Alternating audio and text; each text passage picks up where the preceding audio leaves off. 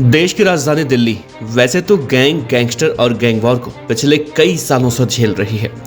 आए दिन किसी न किसी गैंगस्टर की हत्या, गैंग वॉर या फिर पुलिस एनकाउंटर में ये बातें बहुत आम सी हो गई हैं। किसी जमाने में दिल्ली में नीरज बवाना गैंग की दहशत हुआ करती थी, लेकिन नीरज बवाना के जेल जाने के बाद बवाना गैंग की दहशत कम हुई तो लॉरेंस बिश्नोई जैसे गैंगस्टरों ने दस्तक देकर नीरज बवाना गैंग को फिर से जिंदा कर दिया और एक बार फिर से बवाना और बिश्नोई गैंग के दुश्मनी की कहानी चर्चा में आ गई।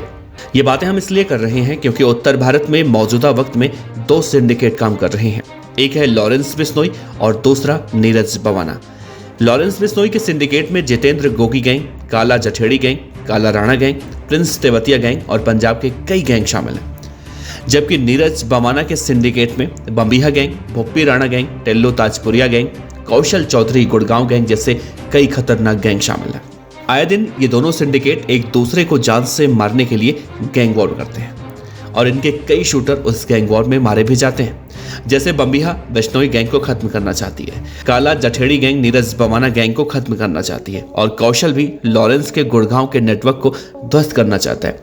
ये सब कुछ होता है वर्चस्व के लिए, लेकिन इन दोनों सिंडिकेट में एक गैंग ऐसा भी है जिसका कनेक्शन अब यूपी के कुख्यात गैंगस्टर रहे अतीक अहमद हत्याकांड तक पहुंच चुका है। और अब कहा जा रहा है कि नीरज बवाना के गैंगस्टर टेल्लो ताजपुरिया की हत्या आज से 2 साल पहले अगर हो जाती तो अतीक अहमद जिंदा होता। तो अतीक की नीरज बवाना गैंग के टिल्लू की मौत से क्या मतलब है, क्या कनेक्शन है, बताएंगे इस खूनी गैंग वॉर की पूरी कहानी।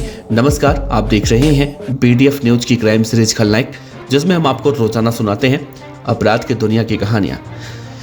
दिल्ली के जिस दो गैंग की हम बात कर रहे हैं, एक का नाम है गोगी गैंग और दूसरे का नाम है टिल्लू ताजपुरिया गैंग। ये दोनों ही गैंगस्टर कभी एक दूसरे के जिगरी दोस्त हुआ करते थे, लेकिन इनके बीच ऐसे दुश्मनीपन भी कि ये दोनों एक दूसरे के खून के प्यासे हो गए और जब भी मौका मिलता तो एक दूसरे को मारने की फिराक में लगे रहते। ये सिलसिला दिल्ली में कई सालों तक खूनी गैंग वॉर के रूप में चला। दोनों गैंग के बीच कई बार गैंग वॉर हुई और इस गैंग वॉर में कई आम लोग भी मारे गए।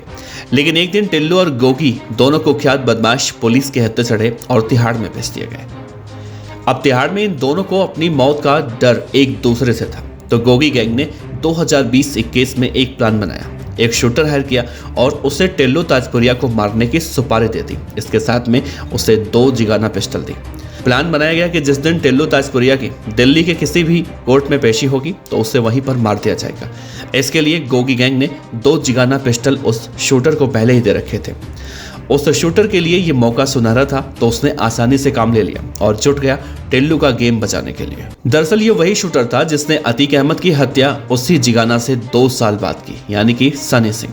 खैर, कहानी पर आते हैं। गोगी ने उस शूटर पर इतना बड़ा भरोसा करते हुए इतना बड़ा टास्क तो दिया, लेकिन इसकी भनक दिल्ली के तिहाड़ जेल में बैठे टिल्लू ताजपुरिया को लग गई कि उसकी हत्या कराने के लिए गोगी ने शूटर मैदान में उतार रखे हैं। फिर वो भी गोगी गैंग को उसी अंदाज में मारने की कहानी बनाने लगा। इसके लिए उसने पश्चिमी यूपी के कुख्यात गैंगस्टर सुनील राठी और तिहाड़ में बैठे नीरज बवाना के दाएं और बाएं हाथ राहुल काला और नवीन बाली से संपर्क किया और गोगी की हत्या की स्क्रिप्ट लिखी गई।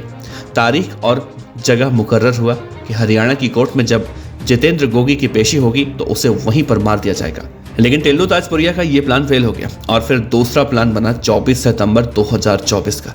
जगह दिल्ली का रोहिणी कोर्ट था, गोगी की कोर्ट में पेशी थी और टिल्लू आज गोगी की हत्या करने का पूरा इंतजाम कर चुका था। हालांकि दूसरी तरफ गोगी को यह लग रहा था कि उसने टिल्लू ताजपुरिया को मारने के लिए जो शूटर भेज रखे हैं वो तो अपना काम करेंगे, लेकिन ऐसा हुआ नहीं। और जब गोगी रोहिणी कोर्ट में पेशी पर पहुंचा तो उसकी कोर्ट रूम में हथियार लेकर वकील के वेश में बैठे शूटर ताबड़तोड़ गोली मारकर हत्या कर देते हैं। हालांकि पुलिस ने उस वक्त वहां पर मौजूद हमलावरों को मार गिराया। गोगी मर चुका था और उसे मारने आए हमलावर भी मार दिए गए थे। लेकिन गोगी की मौत के बाद गैंग वॉर का जो सिलसिला शुरू हुआ वो खत्म होने का नाम नहीं ले रहा है।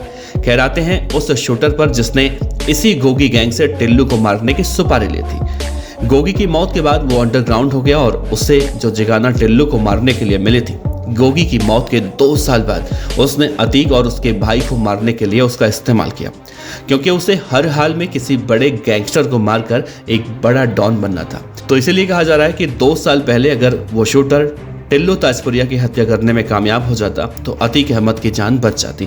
खैर, अतीक के हत्यारों से पुलिस पूछताछ करने में जुटी हुई है, जिसमें अतीक अहमद के हत्यारे एक एक कर कई खुलासे कर रहे हैं। बहरहाल एसआईटी अब इस पूरे मामले की कड़ी पे कड़ी जोड़ने की कोशिश कर रही है। बहुत जल्दी इस पूरे हत्याकांड से पर्दाफाश हो जाएगा। आपका बहुत बहुत शुक्रिया अगर आप अभी तक हमें देख रहे थे तो।